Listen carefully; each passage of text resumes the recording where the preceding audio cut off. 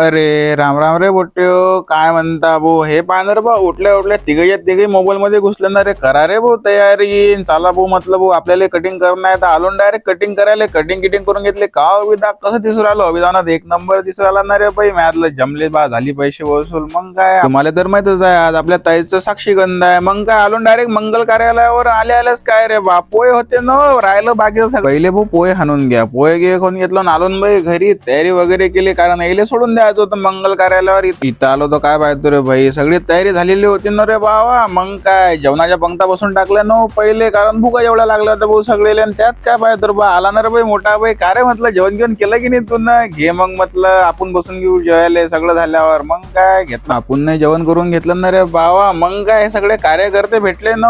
हे पाय ना, एसीची हवा खाऊ राहिली ते राहिलं ना. बाकी सगळं मोठा पाहिले म्हटलं थंड होऊन जातोय, मग गरम होण्या तुम्हाला बाहेर गेल्यावर, कारण गरमी जेवढी उरायली ती भाऊ. मग आलं ना रे बा, टाइम लागला ना भाऊ साक्षीगंधाचा कार्यक्रम. म्हटलं हे बरं आहे ना. मग भाऊ हे पूजा बिजाचं सगळं सुरू झालं. आले ना भाऊ नवरी बी, नवरीची पूजा सुरू झाली ना. मग काय आम्हाला पाहणार बा, येणं गाणे वाजवायलाच भिडून दिलं. जमलं म्हटलं भाऊ. मग मारले ना भाऊ येणं एंट्री. मग एंट्री मारल्यावर तुम्हाला तर माहितच आहे, फक्त रिंग घालायचे राहते. मग काय भिडले सगळे पाहुणे स्टेजवर, डायरेक्ट फोटो काढायला. त्यात पाहणार बाय खेळले दिसली. हिचं म्हणणंच मला समजून दे राहिलं. तर चला मग पोट्यो, पाय तुम्ही हिचं म्हणणं काय. भेटू आपण उद्या. तिथपर्यंत जय माता राणी.